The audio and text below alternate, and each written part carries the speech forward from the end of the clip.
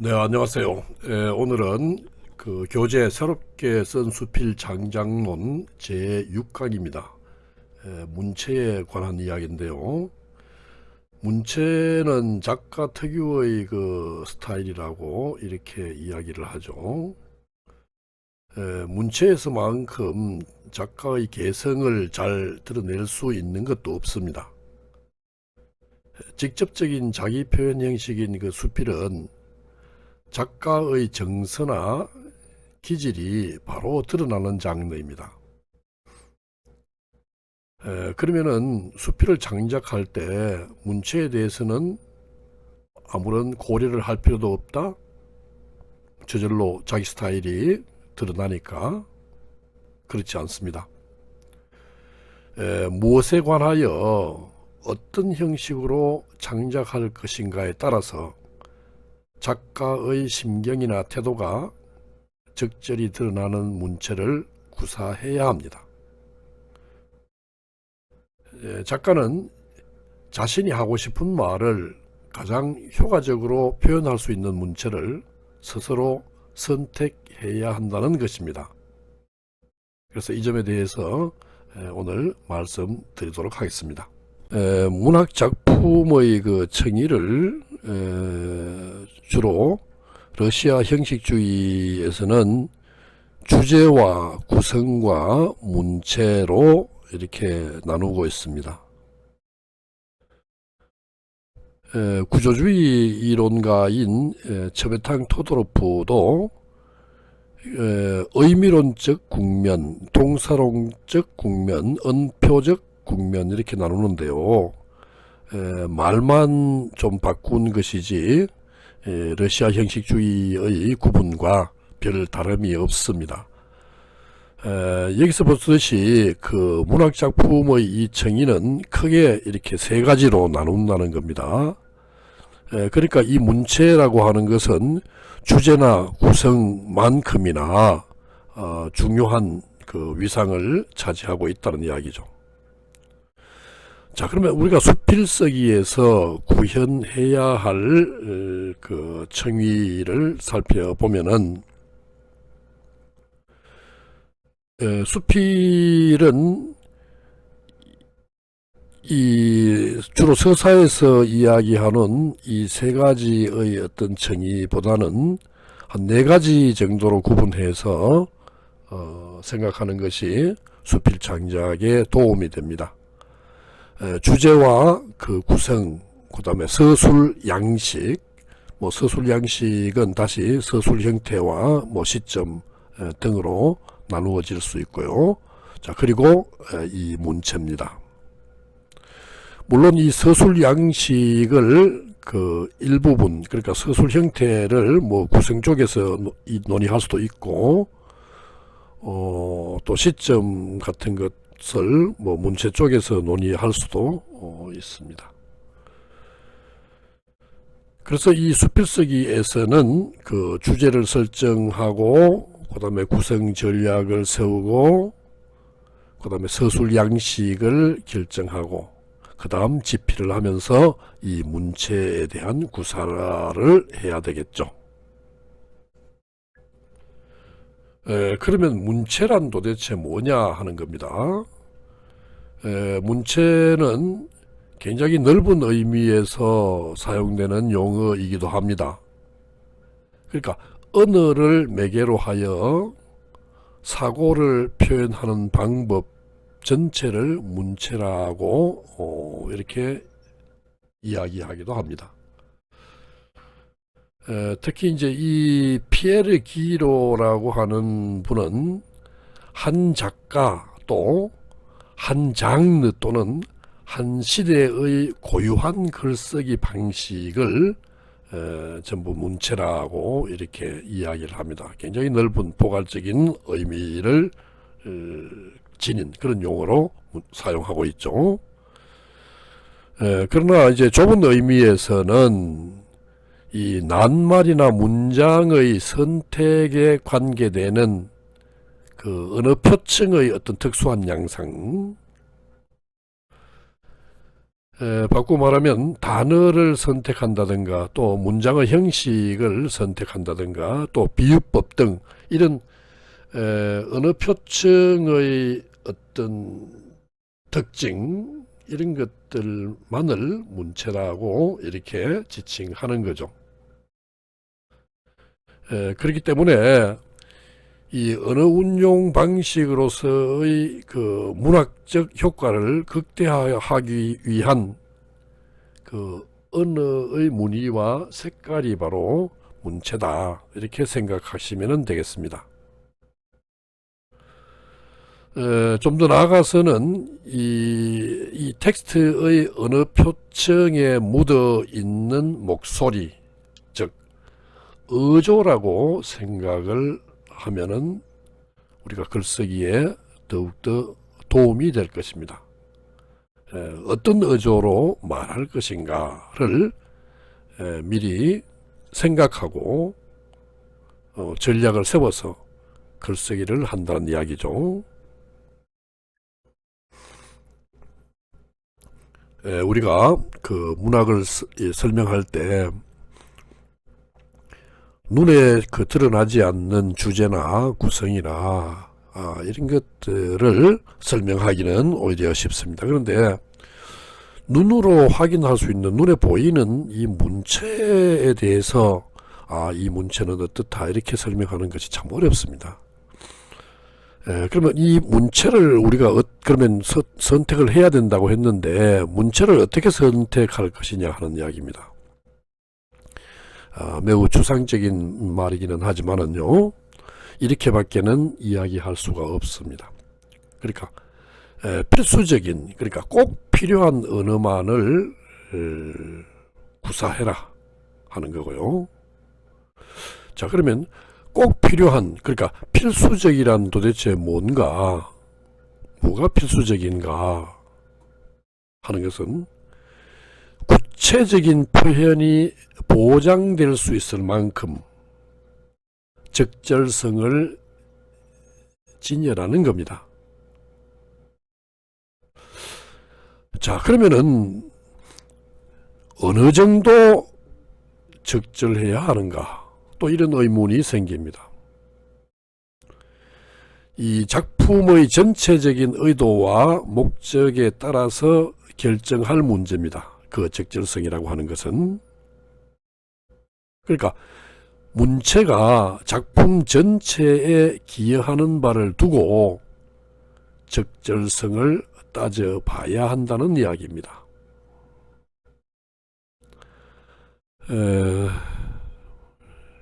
여러 가지 단계로 이야기를 했지만은 굉장히 막연한 이야기라고 느껴질 것입니다. 그러면 좀 더 구체적으로 한번 접근을 해봅시다. 의도와 목적에 따라서 문체를 결정하라고 말씀을 드렸는데요. 말하자면 이런 식입니다. 글을 쓸 때 좀 더 어떤 대상에 대해서 구체적으로 표현할 것인가 아니면은 좀 추상적으로 표현할 것인가 뭐 이런 결정들 문장 속에서 낱말을 사전적인 의미로 사용할 것인지 아니면은 함축적 의미를 내포시켜서 함축적 의미를 지닌 그런 낱말로 사용할 것인가 이 문제. 자 그리고 섬세한 낱말을 주로 사용할 것인지 또 투박한 언어를 주로 사용할 것인지의 문제. 우아한 문어체를 구사할 것인지 평범한 구어체를 주로 구사할 것인지 뭐 이런 등등의 결정이 필요하다는 이야기입니다. 한 예로서 이 서숙의 글에서 너를 본다라고 하는 한 단락을 살펴보면요. 잠시 그 화면을 멈추고 한번 본문을 읽어 보시기 바랍니다. 이 작품에서 보면은 이 비유의 성찬도 보이지 않고, 그러니까 비유가 없다는 이야기죠. 또 이 미려한 형용사나 부사를 그렇게 많이 사용하지도 않았습니다. 문장이 대체로 단조롭죠. 그런 단조롭지만은 상당히 품격이 있는 그런 어휘들을 사용하고 있습니다. 그래서 이 문장의 거칠애에 신경 쓰지 않은 작품이죠. 그래서 문장의 거칠애를 걷어내므로써 이 문맥의 순환이 막히지 않고 오히려 원활을 하다라고 느껴집니다. 그러면 글의 그 어조는, 그러니까 이 작가의 그 목소리 어조는 사뭇 그 논리적이고 또 지적이면서 굉장히 차분하죠.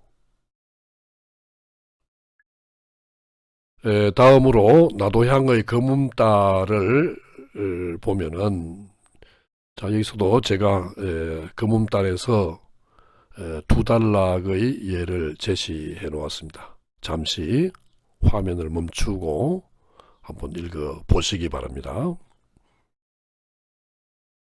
자, 이 작품에서는 은유와 지유 그리고 의인법을 사용하면서 다른 달과, 그러니까 검음달과 또 조승달이나 뭐 보름달이나 이런 다른 달과의 그 대조를 통해서 검음달의 이미지를 효과적으로 그려내고 있습니다. 특히 이 달을 여성으로 의인화해서 달에서 느끼는 그런 정감을 인상적으로 또는 뭐 우리가 직관적으로라고 표현할 수도 있습니다. 논리적인 그것에 대한 상대적인 그 개념으로 보면 되겠습니다. 정감을 아주 직관적으로 인상적으로 표현하고 있다는 겁니다. 이 검음달에 자신의 감정을 이입시켜서 매우 감성적인 문체를 펼쳐내고 있죠.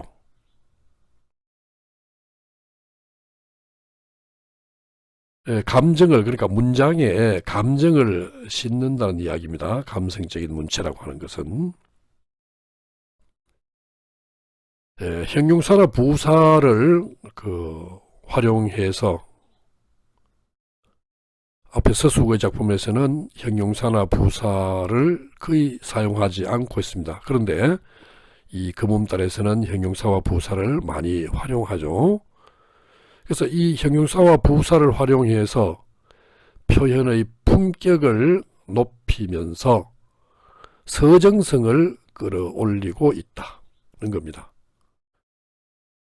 수필 창작에서 뭐 형용사나 부사를 가급적이면 사용하지 마라, 그런 수식어들을 가급적이면은 걷어내는 것이 좋다라고 하는데 꼭 그런 것은 아닙니다. 잘만 활용한다면은 형용사와 부사를 이렇게 활용해서 이 표현의 품격을 높이고 또 서정성을 끌어올리고 또 어떤 감정을 실은 그런 감성적인 문체를 만들어낼 수도 있습니다. 문체의 역할에 관해서 이제 말씀을 드리겠습니다.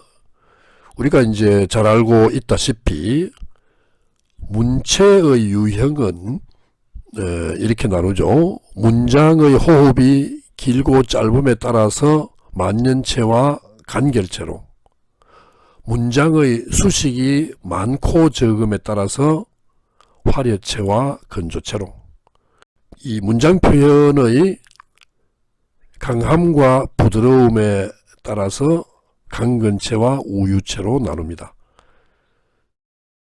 우리가 중고등학교 때 주로 문체라고 하면은 이 문체의 유형에 대한 공부만 했죠. 그래서 실제로 글쓰기에 있어서 큰 도움이 되지 못했습니다.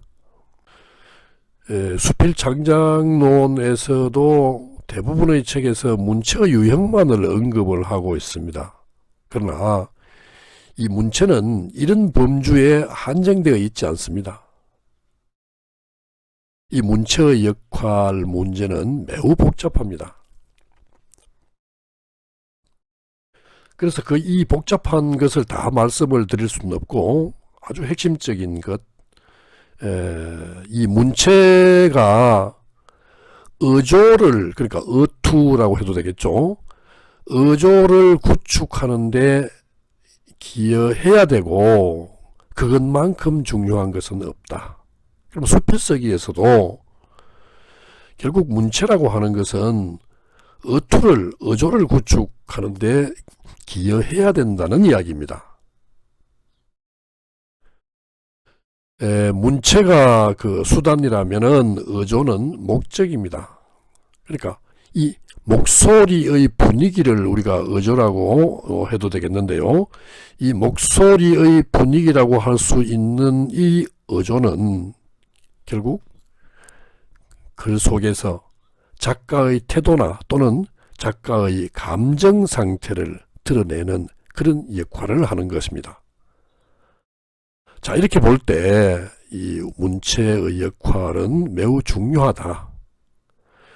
이 만년체냐, 관결체냐, 화려체냐, 건조체냐, 강건체냐, 우유체, 어느 문체, 어느 유형의 문체를 구사할 것이냐의 문제보다도 바로 이 어투를 구축을 해서 작가의 이 감정 상태나 또 작가의 어떤 태도를 드러내는 이런 것이 더 중요하다는 이야기입니다. 다시 한번 강조를 하지만은 문체를 통해서 어조를 드러내야 되고 그 어조를 통해서 글쓴이의 태도나 이 심경을 드러내는 것이 중요하다는 이야기입니다. 좀 더 이제 구체적으로 우리가 살펴보면요, 작품에서 지적인 냉정함을 보일 것인가, 안 그러면은 감성적인 따뜻함을 보여줄 것인가, 또 거만함이나 겸손함, 이 둘 중에 어떤 쪽으로 목소리를 드러낼 것인지, 또 어조를 밝게 할 것인지 침울하게 할 것인지, 글 쓰는 목적과 의도에 따라서 다르겠죠. 또는 비판적인가, 작가의 태도가, 또는 반어적인 그런 문체를 구사할 것인가,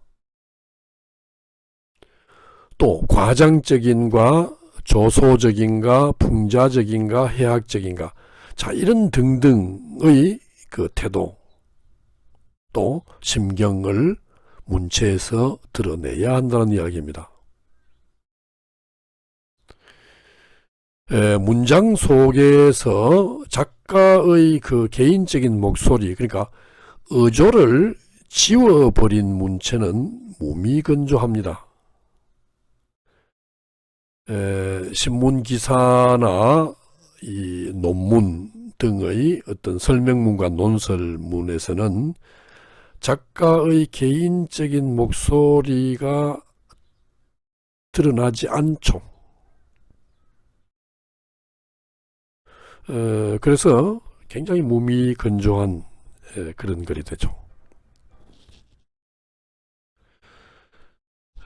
그래서 이 문체에는 이런 작가의 목소리가 담겨 있어야 되고,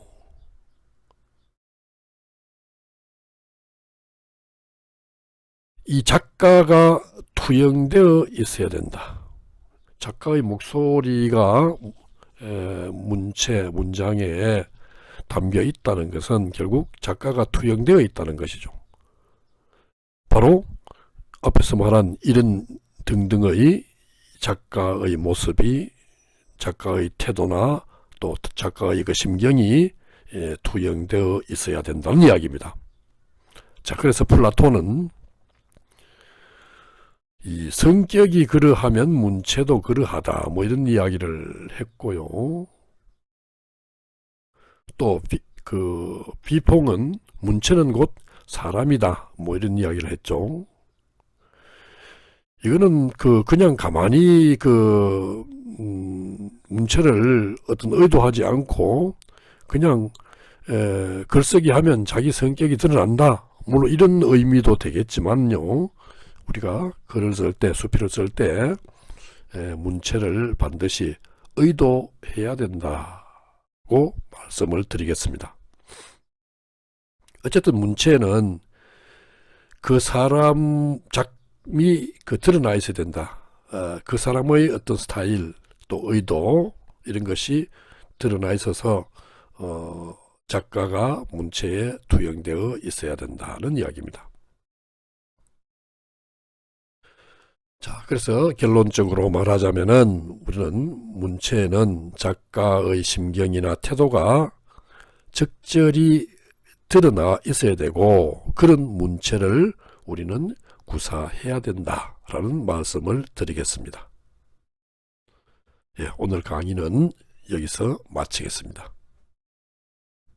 감사합니다.